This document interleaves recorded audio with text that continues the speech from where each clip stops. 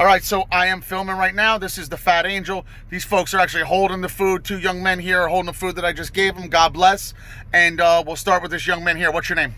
My name is David. David, nice to meet you. And? My name is Kevin. Kevin. David and Kevin, what is y'all's relationship? We're like brothers. Okay.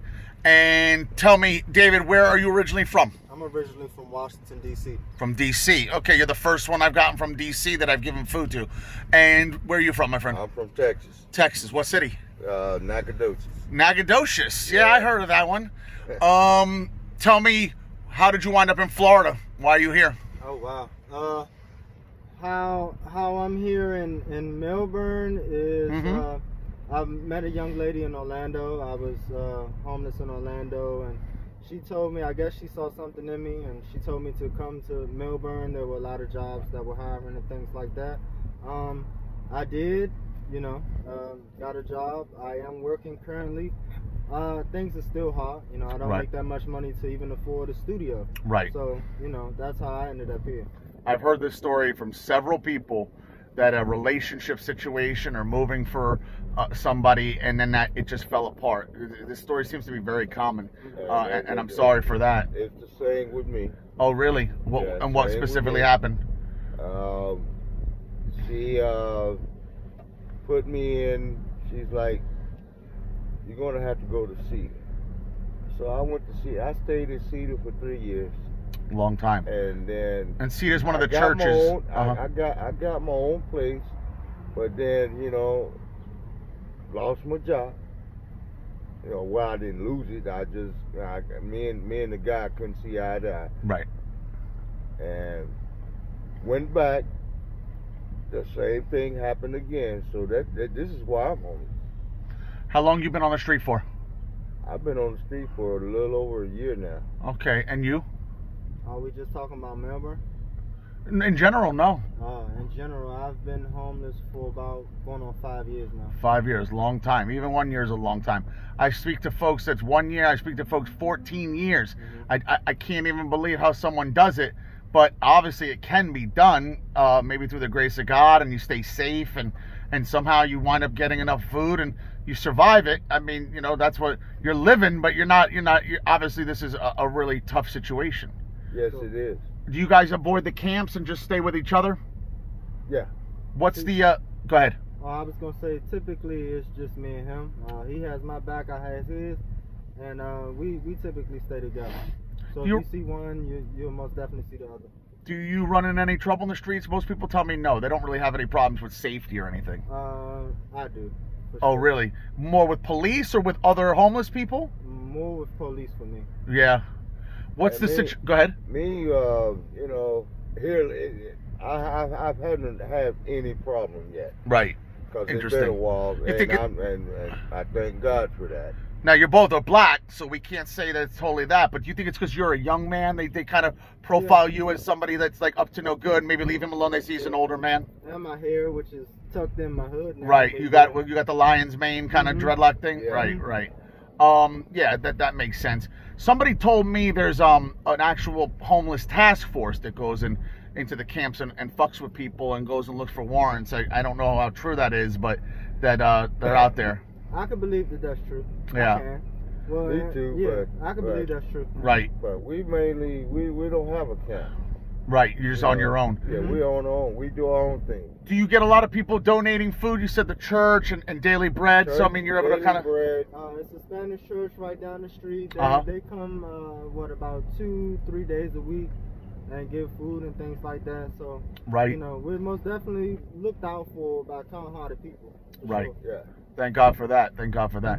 And this gentleman, and David said he's working, so he's trying and doing his thing. This gentleman was working, so everybody's got a different story as to why they're out on the streets and whatnot. Do either of you have any kids? I do. You do? How many? I have one. You have one. Daughter. How old?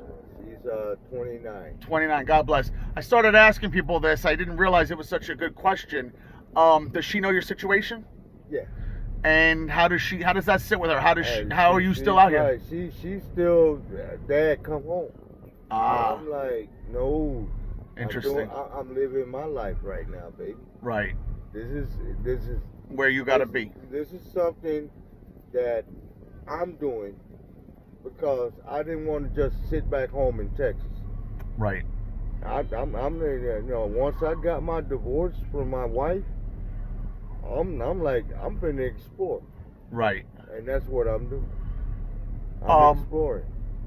Go ahead. Sometimes, yeah, I gotta come across situations like this, and I'm fine with that. Right. I'm fine. Do y'all both believe in God? Yes. Yeah. One thing I'm noticing is a lot of the folks I speak to on the street, they believe in God, and everybody's very kind and humble and really kind of chill considering the situation. You know, you can get all sorts.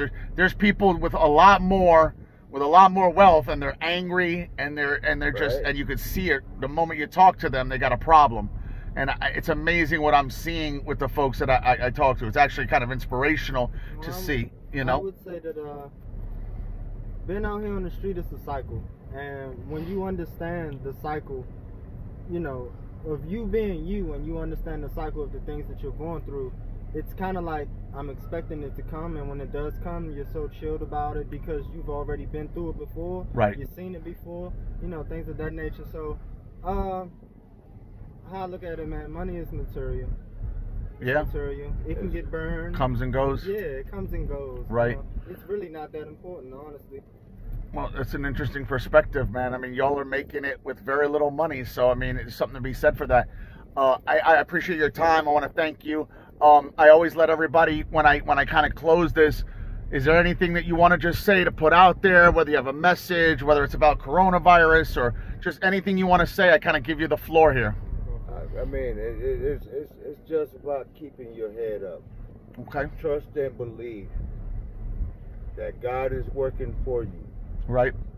And as long as you keep your head up and don't let nothing bring you down, don't.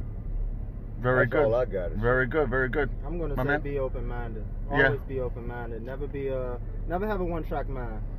You know, never just go to work, go home, this, that, and the third. Worry about your kids. There's always somebody that's hurting more than you are. Right. You may have a testimony that you can give someone that can help them in their life. So just always be open-minded and kind-hearted and humble, as you said. Yeah. One thing I want to add to that. Don't be judgmental. Right. Don't judge a person. Yep. I appreciate it, man. If you judge a person, you're wrong. You're not supposed to judge anyone. That's what God tells you. Sure, and he who judges is only going to get judged. Everything's a cycle. Like this man was saying, everything, the earth is round, we go around the sun. Everything is cyclical, is a circle, and that's why you hear the term "what goes around comes around." Or, you know, those things make sense because that's like science. You know what I mean? So you know, all I ask, don't be judgmental of a person. I hear you, brother. You don't know a person until you actually meet them. Yeah, this is true. And even then, sometimes you don't know who they are for 5 years. You know, people marry people and they don't even know who they are. You know, but no, I agree. No reason to cast any judgments. Like nobody wants to judge them. You shouldn't judge others. I don't judge people. I hear you, man. And I wouldn't want to be judged. Oh, well, he's a low down, and no, you don't know me. Right. You don't know me. You don't know what I'm capable of doing. I appreciate your time. I thank you guys for doing this video. Again, keep your heads up. Stay safe. If you see me again, you know, you flag me down. I'm the Fat Angel. I'm giving out this food. People in the same boat that you're in right now, I've been giving food to, and they've seen me. So let them know that I gave food and to keep looking out for me. And I'm here doing this in the street, man. Yeah, appreciate you. Most definitely. Thank you, guys. I appreciate